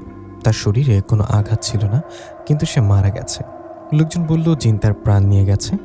এক রাতে কয়েকজন যুবক পাহারা দিচ্ছিল। হঠাৎ তারা দেখলো দূরে বটগাছের নিচে একটা কালো অবয়ব দাঁড়িয়ে আছে। ধীরে ধীরে সেটা বড় হতে লাগলো। তারপর আরো 2 থেকে 3টা ছায়া এসে দাঁড়ালো তার পাশে। একজন ভয় পেয়ে বলল, ওরা ওরা একা না। হঠাৎ সব ছায়া একসাথে তাদের দিকে তাকালো। তাদের চোখ জলজল করছিল আগুনের মতো। দৌড়াও, সবাই দৌড়ে পালালো। সে রাতে এই গ্রামের এক বৃদ্ধ স্বপ্নে দেখলো মাহির তান্ত্রিক দাঁড়িয়ে আছে বটগাছের নিচে। সে বলছে, আমি কথা দিয়েছিলাম আমি ফিরবো, এই জিনের এখন আমার দাস, এই গ্রাম এখন আমার। বৃদ্ধ ঘুম থেকে উঠে চিৎকার করে উঠল। পরদিন সবাই মসজিদে জড়ো হলো। হাজি করিম কাঁপা গলায় বললেন, আমি বড় ভুল করেছি, ওকে শুধু তাড়িয়ে দিয়েছি, শেষ করিনি। একজন বলল, এখন কি হবে? আরেকজন বলল, আমাদের কাউকে আনতে হবে যে এই জিনদের থামাতে পারবে। ঠিক তখনই হঠাৎ আকাশ কালো হয়ে গেল, জোরে বাতাস শুরু হলো। বটগাছের দিক থেকে ভেসে এলো ভয়ঙ্কর চিৎকার, এই গ্রাম ছাড়তে হবে, নাহলে সবাই মরবি। সবাই আতঙ্কে কাঁপতে লাগলো। দেয়ালপাড়া গ্রাম এখন আর আগের মতো নেই। দিনে মানুষজন কাজ করতে গেলেও চোখে মুখে ভয় স্পষ্ট, আর রাত হলেই পুরো গ্রাম যেন মৃত্যুপুরী হয়ে যায়। কেউ ঘর থেকে বের হয় না, দরজা জানলা শক্ত করে বন্ধ। তবুও ভয় ঢুকে পড়ে ঘরের ভেতরে। মসজিদের সামনে সবাই আবার জড়ো হলো। হাজি করিম বললেন, আমাদের কিছু একটা করতে হবে, এভাবে চলতে পারি না। একজন বলল, শুনছি পাশের গ্রামে একজন শক্তিশালী কবিরাজ আসে। আরেকজন বলল, ও নাকি অনেক জিন তাড়িয়েছে। সবাই একসাথে বলল, তাহলে ওকে আনতে হবে। 2 জন যুবক রওনা দিল পাশের গ্রামে। সন্ধ্যার আগে তারা ফিরে এলো একজন বৃদ্ধ লোককে নিয়ে। তার নাম কবিরাজ গফুর শাহ। লম্বা দাড়ি, সাদা কাপড়, হাতে একটা লাঠি, চোখে গভীর দৃষ্টি। তিনি গ্রামে ঢুকেই থেমে গেলেন, চোখ বন্ধ করে কিছুক্ষণ দাঁড়িয়ে থাকলেন। তারপর ধীরে বললেন, এই গ্রামে কালো শক্তি ঢুকেছে, এটা সাধারণ কিছু না। সবাই কেঁপে উঠল। কবিরাজ নিয়ে যাওয়া হলো সে বটগাছের কাছে। গাছটার সামনে দাঁড়াতেই তিনি কাঁপতে লাগলেন, এখানে ওস্তাদ, ওদের আস্তানা। তিনি মাটিতে বসে কিছু দোয়া পড়তে লাগলেন। মাটি ছুঁয়ে কিছু দেখলেন। হঠাৎ তিনি চিৎকার করে উঠলেন, এখানে রক্তের বলি দেওয়া হয়েছে, এই জিনগুলো খুব ভয়ঙ্কর, এরা রক্ত খায়।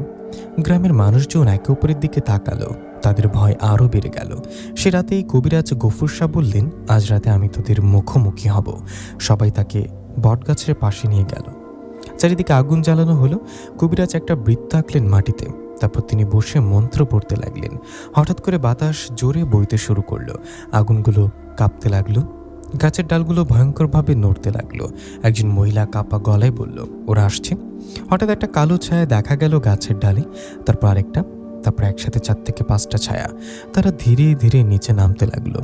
তাদের চোখ জ্বলছিল আগুনের মতো। একটা ভয়ঙ্কর গর্জন শোনা গেল, কে আমাদের রাখছে? সবাই ভয় পেয়ে পিছিয়ে গেল। কবিরাজ গফুর শাহ চিৎকার করে বললেন, আল্লাহ নামে বলছি, তোরা এই গ্রাম ছাড়। একটা জিন হেসে উঠল, এই গ্রাম এখন আমাদের, আমাদের মালিক আমাদের পাঠিয়েছে। কবিরাজ বুঝে গেলেন তান্ত্রিক এখনো বেঁচে আছে এবং এই সব কিছু সেই করেছে। হঠাৎ এক জিন ঝড়ের মতো এগিয়ে এলো কবিরাজের দিকে। কবিরাজ মন্ত্র পড়তে পড়তে হাত তুললেন, কিন্তু ধাক্কা, তিনি ছিটকে পড়ে গেলেন মাটিতে। সবাই চিৎকার করে উঠল, কবিরাজ সাহেব। আরেকটা জিন আগুন নিভিয়ে দিল এক ঝটকায়।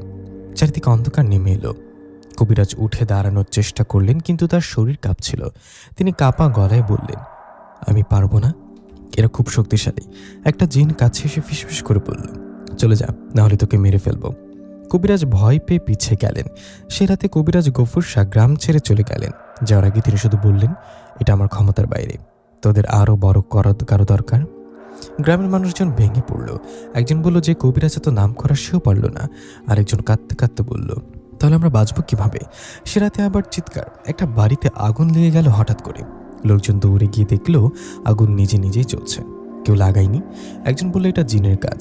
বটগাছের দিক থেকে আবার সে ভয়ঙ্কর কণ্ঠ, এটা শুধু শুরু, এক এক করে সবাই মরবি। পুরো গ্রাম কাঁপতে লাগলো। দেওয়ালাপাড়া গ্রাম এখন একদম ভেঙে পড়েছে। মানুষের আগের মতো কথা বলে না, হাসি নেই, স্বাভাবিক জীবন নেই, শুধু ভয়, আতঙ্ক আর মৃত্যুর অপেক্ষা। দিনে দুপুরে মানুষ একা বের হতে ভয় পায়। কবিরাজ গফুর শাহ চলে যাওয়ার পর থেকে পরিস্থিতি আরও খারাপ হয়ে গেল। আগে শুধু রাতে ভয় দেখা দিত, এখন দিনে দুপুরেও অদ্ভুত ঘটনা ঘটতে শুরু করলো।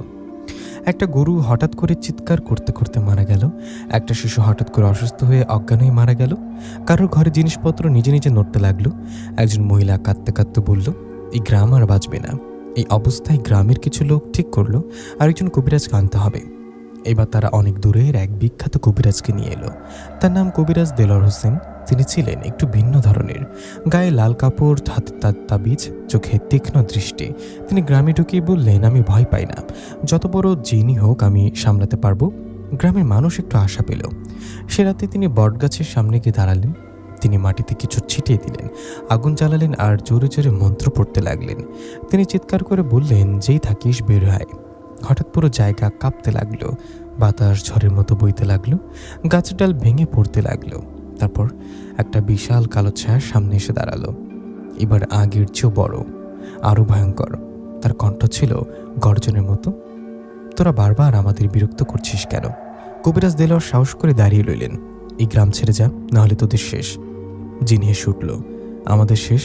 আমরা আগুন থেকে তৈরি, তুই আমাদের কিচ্ছু করতে পারবি না। হঠাৎ সেই জিন তার হাত দিকে হাত বাড়ালো। ধাম! কবিরাজ ছিটকে গিয়ে গাছের সাথে আঘাত করলেন। সবাই দৌড়ে গেল, দেখল কবিরাজ দেয়ালের মাটিতে পড়ে আছে। তার চোখ খোলা, মুখে ভয়, কিন্তু তিনি আর বেঁচে নেই। একজন চিৎকার করে উঠল, জিন তাকে মেরে ফেলেছে। গ্রামের মানুষজন পুরোপুরি ভেঙে পড়ল। তবুও কিছু লোক আশা ছাড়ল না। তারা বলল, আরেকজন কবিরাজ আনবো। এবার তারা এক বৃদ্ধ কবিরাজকে নিয়ে এলো, কবিরাজ রহিম বক্স। তিনি খুব শান্ত স্বভাবের ছিলেন। গ্রামে এসে তিনি শুধু বললেন, আমি চেষ্টা করব, কিন্তু আগে বুঝতে হবে এটা কি। তিনি কয়েকদিন গ্রামে থাকলেন, সবকিছু পর্যবেক্ষণ করলেন। এক রাতে তিনি সালমাকে নিয়ে বটগাছের কাছে গেলেন। তিনি চোখ বন্ধ করে বললেন, এটা শুধু জিন না, এটা কালো জাদু দিয়ে বাঁধা জিন। এই চিত্রের পেছনে একজন মানুষ আছে। সালাম বলল, তান্ত্রিক? কবিরাজের মাথা নেড়ে বললেন, হ্যাঁ, সে এখনো বেঁচে আছে। সে রাতে তিনি জিনদের সাথে কথা বলার চেষ্টা করলেন। তিনি বললেন, তোমরা কেন এই গ্রামকে ধ্বংস করছো? একটা কণ্ঠ ভেসে এলো, আমাদের মালিকদের আদেশ, আমরা থামবো না। হঠাৎ চারিদিকে অন্ধকার হয়ে গেল। একসাথে অনেকগুলো ছায়া ঘিরে ফেললো কবিরাজকে। তারা একসাথে বলল, চলে যা, না হলে তোরাও শেষ। কবিরাজ রহিম বক্স ভয় পেয়ে গেলেন। তিনি বুঝলেন এই শক্তির সাথে তিনি পারবেন না। পরদিন সকালে তিনি গ্রামবাসীদের বললেন, আমি পারবো না, এটা খুব বড় শক্তি। তোদের একজন আলিম বা হুজুর দরকার, যিনি কোরআনের শক্তি দিয়ে এদের থামাতে পারবেন। এখন গ্রামে কান্না আর হতাশা ছাড়া কিচ্ছু নেই। একজন মা কাঁদতে কাঁদতে বলল, আমার সন্তানকে বাঁচান। একজন বৃদ্ধ বলল, এখন শুধু আল্লাহই ভরসা। সে রাতেই আবার বটগাছের দিক থেকে ভয়ঙ্কর হাসি, তোদের কেউ বাঁচাতে পারবে না। দেলোপাড়া গ্রাম তখন একেবারে মৃত্যুর দ্বার প্রান্তে। প্রতিদিন কেউ না কেউ মারা যাচ্ছে। রাত হলে শুরু হয় অদ্ভুত শব্দ, ছায়া আর চিৎকার। মানুষজন আর সহ্য করতে পারছে না। মসজিদের সামনে আবার সবাই জড়ো হলো। হাজি করিম কাপা গলায় বললেন, আমরা অনেক চেষ্টা করেছি, কবিরে জানলাম কিছুই হলো না। এখন আমাদের একজন আলেম দরকার, একজন হুজুর। সবাই একসাথে বলল, হ্যাঁ, হুজুর আনতে হবে। গ্রামের কয়েকজন যুবক দূরের এক মাদ্রাসায় গেল। সেখানে একজন বিখ্যাত আলেম ছিলেন, হুজুর আব্দুল হাকিম। তিনি কোরআন তেলাওয়াত ও রুকাইয়ার জন্য পরিচিত ছিলেন। সব শুনে তিনি কিছুক্ষণ চুপ করে থাকলেন, তারপর বললেন, এটা সহজ না, কিন্তু আল্লাহ চাইলে সব সম্ভব। তিনি রাজি হলেন দেওয়ালাপাড়া যেতে। পরদিন বিকেলে হুজুর গ্রামে পৌঁছালেন। সাদা পাঞ্জাবি, মাথায় টুপি, মুখে শান্ত ভাব। তিনি গ্রামে ঢুকেই চারিদিকে তাকালেন, তারপর ধীরে বললেন, এখানে অশুভ শক্তি কাজ করছে। সবাই তার পায়ের কাছে বসে পড়ল। একজন কাঁদতে কাঁদতে বলল, হুজুর আমাদের বাঁচান। হুজুর বললেন, ভয় পাবেন না, আল্লাহর উপর ভরসা রাখুন। তিনি সবাইকে নির্দেশ দিলেন 5 ওয়াক্ত নামাজ পড়তে, ঘরে ঘরে কোরআন তেলাওয়াত করতে, রাতে আয়াতুল কুরসি পড়তে। তিনি বললেন, এই জিনেরা দুর্বল না, কিন্তু আল্লাহর কালামের সামনে তারা কিছুই না। সে রাতে হুজুর গেলেন বটগাছের কাছে। গ্রামের অনেক মানুষ দূরে দাঁড়িয়ে দেখছিল। হুজুর মাটিতে দাঁড়িয়ে কোরআন তেলাওয়াত শুরু করলেন। তার কণ্ঠ ছিল শক্তি স্পষ্ট। হঠাৎ বাতাস জুড়ে বইতে শুরু করলো, গাছ কাঁপতে লাগলো, চারিদিকে অন্ধকার ঘন হয়ে গেল। একটা ভয়ঙ্কর কণ্ঠ ভেসে এলো, কে সাহস করে আমাদের জাগে এসেছে? হুজুর থামলেন না, তিনি আরো জোরে তেলাওয়াত করতে লাগলেন। হঠাৎ কয়েকটা কালো ছায়া দেখা গেল, ধীরে ধীরে গাছ থেকে নামছে। তারা চিৎকার করে বলল, থাম, এই জায়গাটা আমাদের। হুজুর উচ্চস্বরে বললেন, আল্লাহু আকবার। তারপর আরো জোরে জোরে তেলাওয়াত করতে লাগলেন। অদ্ভুত ব্যাপার, জিনগুলো কাঁপতে শুরু করলো, তাদের কণ্ঠ দুর্বল হয়ে গেল। হঠাৎ এক জিন এসে বলল, আমাদের মালিক আসবে, সে তোকে ছাড়বে না। হুজুর বুঝলেন তান্ত্রিক এখনো সবকিছু নিয়ন্ত্রণে রয়েছে। হুজুর মাটিতে কিছু দোয়া পরে ফু দিলেন, তারপর বললেন, তোরা এই জায়গা ছেড়ে যা। একটা জিন হঠাৎ চিৎকার করে মিলিয়ে গেল, আরেকটা কাঁপতে কাঁপতে দূরে সরে গেল। গ্রামের মানুষ অবাক হয়ে গেল, এবার কিছু হচ্ছে। কিন্তু হঠাৎ একটা বিশাল ছায়া আকাশের মতো বড় হয়ে উঠল। তার কণ্ঠ গর্জে উঠল, তুই আমাদের দুর্বল ভাবছিস? আমাদের মালিক তোকে শেষ করে দিবে। হঠাৎ ঝড় শুরু হলো। হুজুর একটুও পেছালেন না, তিনি চোখ বন্ধ করে দোয়া পড়তে লাগলেন। তার কণ্ঠ আরও শক্ত হয়ে উঠল, আমি আল্লাহর নামে এসেছি, তোরা কিছুই করতে পারবি না। সে রাতে পুরো গ্রাম দেখল, একদিকে এক জিনদের ভয়ঙ্কর ছায়া, আরেকদিকে একজন হুজুর মানুষ। কোরআনের শব্দ আর অন্ধকারের গর্জন একসাথে মিশে গেল। দেলাপাড়া গ্রামে সে রাতটা ছিল অন্য সব রাতের চেয়ে আলাদা। আকাশ কালো, বাতাস ভারী, মনে হচ্ছিল কিছু একটা বড় ঘটনা ঘটতে যাচ্ছে। হুজুর আব্দুল হাকিম তখনও বটগাছের সামনে দাঁড়িয়ে কোরআন তেলাওয়াত করছেন। গ্রামের মানুষ দূরে দাঁড়িয়ে কাপা চোখে সব দেখছে। হঠাৎ বাতাস থেমে গেল, সবকিছু নিস্তব্ধ। তারপর বটগাছের পেছনের অন্ধকার থেকে ধীরে ধীরে একটা ছায়া বের হয়ে এলো। সে ছায়া মানুষের রূপ নিল, মাহিরতান্ত্রিক। কিন্তু সে আগের মতো নেই। তার চোখ লাল আগুনের মতো জ্বলছে, মুখে কালো দাগ, শরীর থেকে ধোয়ার মতো কিছু বের হচ্ছে। সে হেসে উঠল, আমি বলেছিলাম আমি ফিরে আসব। গ্রামের মানুষ আতঙ্কে পিছিয়ে গেল। হুজুর তেলাওয়াত থামালেন না, তিনি তাকালেন তান্ত্রিকের দিকে, শান্ত গলায় বললেন, তুই বড় অন্যায় করেছিস, নিরীহ বাচ্চাদের রক্ত ঝারিয়েছিস। তান্ত্রিক হেসে বলল, ওগুলো ছিল আমার শক্তির উৎস, এই জিনেরা এখন আমার দাস। হঠাৎ চারিদিক থেকে জিনগুলো এসে দাঁড়ালো তান্ত্রিকের পাশে, আগের চেয়ে আরও বেশি, আরও ভয়ঙ্কর। তারা একসাথে বলল, আমাদের মালিক এসেছে। তান্ত্রিক হাত তুলে কিছু মন্ত্র পড়ল। হঠাৎ বাতাসে ঝড়ের মতো বইতে লাগলো, মাটিতে আগুনের রেখা জ্বলে উঠল। সে চিৎকার করে বলল, আজ তোকে শেষ করব। হুজুর চোখ বন্ধ করে জোরে তেলাওয়াত শুরু করলেন, আল্লাহু আকবার। তার কণ্ঠে যেন এক অদ্ভুত শক্তি। জিনগুলো কাঁপতে লাগলো, তাদের চিৎকার না, এটাও থামাও। তান্ত্রিক রেগে গিয়ে সামনে এগিয়ে এলো। সে হুজুরের দিকে হাত বাড়ালো, ধাম। একটা অদৃশ্য শক্তি হুজুরকে ধাক্কা দিল। তিনি কয়েক কদম পিছিয়ে গেলেন। গ্রামের মানুষ চিৎকার করে উঠল, হুজুর। হুজুর আবার দাঁড়িয়ে গেলেন। তিনি বললেন, আমি একা না, আমার সাথে আল্লাহ আছেন। তারপর তিনি আরও জোরে তেলাওয়াত করতে লাগলেন। একটা জিন হঠাৎ আগুনের মতো জ্বলতে লাগলো, তারপর মিলে গেল, আরেকটা চিৎকার করে পালালো। তান্ত্রিক অবাক হয়ে গেল, অসম্ভব। সে চিৎকার করে বলল, তোরা সবাই মিলে ওকে শেষ কর। সব জিন একসাথে ঝাঁপিয়ে পড়লো হুজুরের দিকে। গ্রামের মানুষ চোখ বন্ধ করে ফেলল, মনে হচ্ছিল এবার শেষ। ঠিক তখনই হুজুর মাটিতে হাত রেখে দোয়া পড়লেন। একটা অদ্ভুত আলো ছড়িয়ে পড়ল চারিদিকে। জিনগুলো পিছিয়ে গেল, তারা চিৎকার করতে লাগলো, আমরা পারছি না, পারছি না আর। তান্ত্রিক দাঁত চেপে বলল, এই লড়াই এখানে শেষ না, আমি ফিরে আসব। তারপর সে ধীরে ধীরে অন্ধকারে মিলে গেল। জিনগুলো একে একে অদৃশ্য হয়ে গেল। হঠাৎ সবকিছু যেন শান্ত হয়ে গেল, বাতাস থেমে গেল, বটগাছ স্থির হয়ে দাঁড়িয়ে রইল। গ্রামের মানুষ ধীরে ধীরে এগিয়ে এলো। একজন বলল, শেষ। হুজুর ধীরে বললেন, না, এখনো শেষ না, সে আবার আসবে। সে রাতের পর দেওলাপাড়া গ্রামে কিছুটা শান্তি ফিরে এসেছিল, কিন্তু সে শান্তি ছিল ঝড়ের আগের নীরবতা। হুজুর আব্দুল হাকিম বুঝে গিয়েছিলেন তান্ত্রিক আবার ফিরবে এবার, এবং সে আরও ভয়ঙ্কর হবে। পরদিন সকালে তিনি সবাইকে মসজিদে ডাকলেন। গ্রামের মানুষ ভয়ে কাঁপতে কাঁপতে জড়ো হলো। হুজুর বললেন, গত রাতে আমরা শুধু একটা অংশ দেখেছি, মূল অংশ এখনো বাকি আছে। একজন বলল, হুজুর তাহলে আমরা কি করব? হুজুর বললেন, আজ রাতেই আমরা প্রতিশ্রুতি নেব। তিনি নির্দেশ দিলেন গ্রামের চারিদিকে দোয়া পড়ে পানি ছিটাতে, প্রতিটা ঘরে কোরআন তেলাওয়াত চালু রাখতে, সবাই একসাথে থাকতে, কেউ একা থাকবে না। তিনি বললেন, আজকের রাতেই সবচেয়ে গুরুত্বপূর্ণ। বিকেলের পর থেকে বটগাছের নিচে প্রস্তুতি শুরু হলো। মাটিতে বড় একটা বৃত্ত আঁকা হলো, চারিদিক আগুন জ্বালানো হলো। হুজুর সেখানে বসে কোরআন তেলাওয়াত করতে লাগলেন। গ্রামের মানুষ দূরে বসে দোয়া পড়ছিল। রাত গভীর হতে লাগলো। হঠাৎ বাতাস থেমে গেল, পাখির শব্দ নেই, কুকুরের ডাক নেই, পুরো জায়গা নিস্তব্ধ। তারপর ধীরে ধীরে ঠান্ডা বাতাস বইতে শুরু করলো। একটা কালো ছায়া দেখা গেল, তারপর আরেকটা, তারপর একসাথে অনেকগুলো। এবার আগের চেয়েও বেশি জিন এসেছে। তারা চারিদিকে ঘিরে ফেললো বটগাছ। হঠাৎ মাটির নিচ থেকে ধোঁয়া উঠতে লাগলো। তারপর সেই ধোঁয়ার ভেতর থেকে উঠে এলো মাহিরতান্ত্রিক। সে হেসে বলল, তুই আবার প্রস্তুত হয়েছিস? আজকে তোকে কেউ বাঁচাতে পারবে না। হুজুর শান্ত গলায় বললেন, আজ সব শেষ হবে, এই জিনগুলো আজ আর কাউকে ক্ষতি করতে পারবে না। তান্ত্রিক চিৎকার করে বলল, আক্রমণ কর। হঠাৎ সব জিন একসাথে ঝাঁপিয়ে পড়ল। বাতাস ঝড়ের মতো বইতে লাগলো, আগুন নিভে যেতে লাগলো, মাটি কাঁপতে লাগলো। হুজুর জোরে তেলাওয়াত শুরু করলেন, তার কণ্ঠ যেন বজ্রের মতো গর্জে উঠল। মাটির বৃত্তটা হঠাৎ আলোতে জ্বলে উঠল।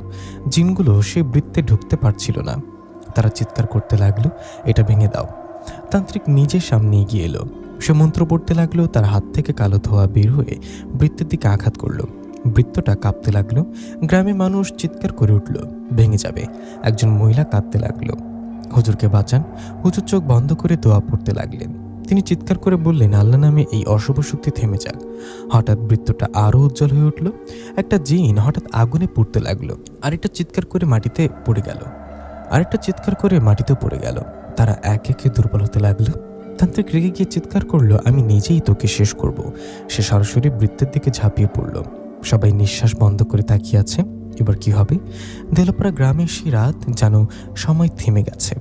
সবাই নিঃশ্বাস বন্ধ করে তাকিয়ে আছে বটগাছের নিচে। মাহির তান্ত্রিক ঝাঁপিয়ে পড়েছে হুজুরের দিকে। তান্ত্রিক বৃত্তের ভেতরে ঢুকতে চাইল।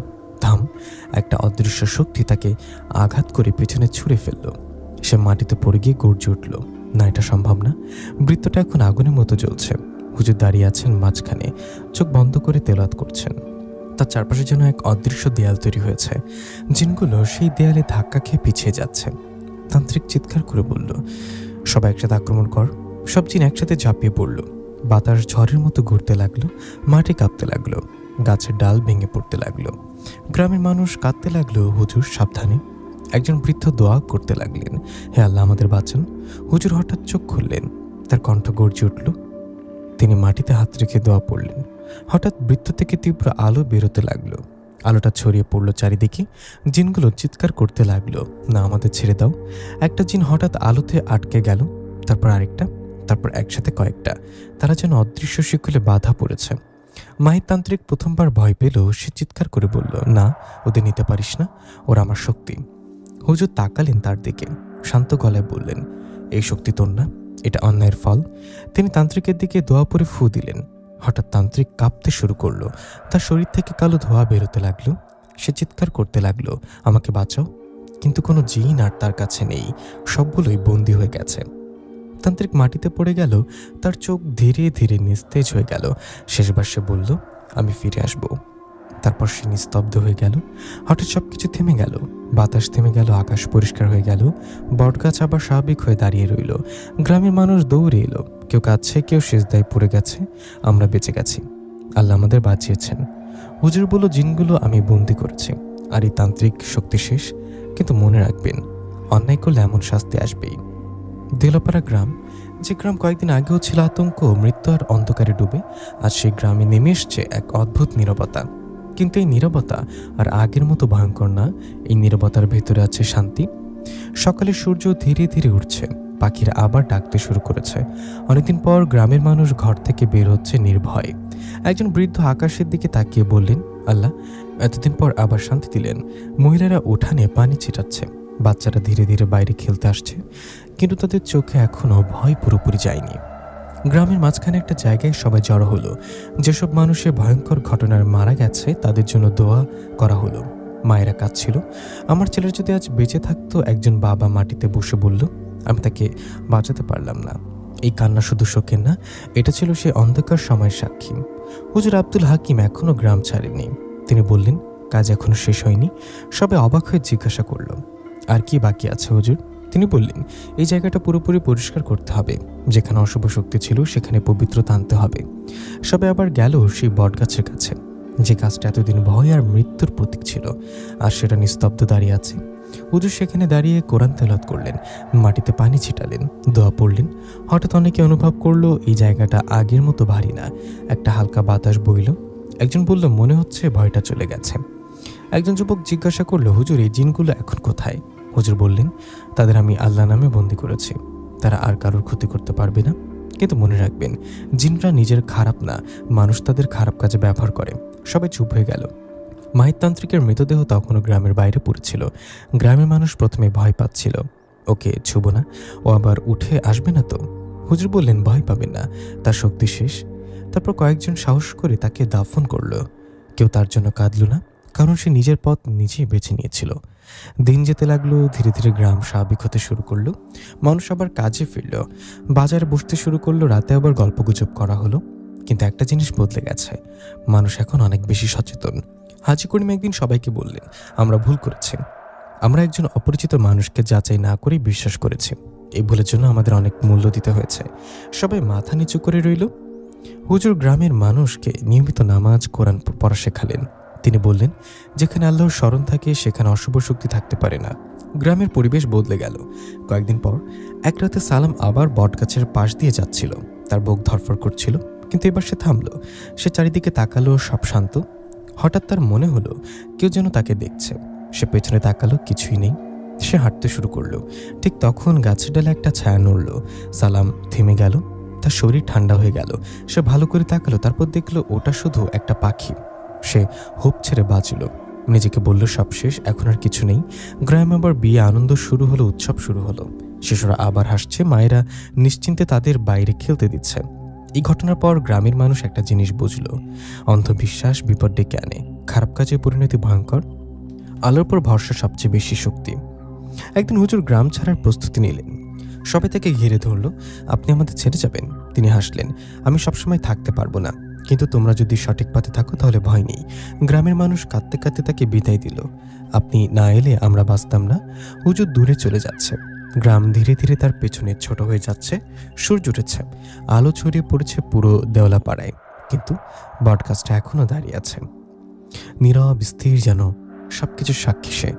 হয়তো সে চুপচাপ দাঁড়িয়ে সবকিছু দেখছে, দূর দূরান্তের স্মৃতিগুলো, যেটা কিনা দেওয়ালাপাড়া গ্রামের এক ভবিষ্যৎ বয়ে আনত। আর হয়তো তার ভেতরে লুকিয়ে আছে সেই অন্ধকার দিনের স্মৃতি। প্রিয় লিসেনার, কেমন লাগলো আজকের গল্প দুটো কমেন্ট করে জানাবেন। দেখা হবে আয়েশাপুরীর গল্প নিয়ে। ধন্যবাদ সবাইকে।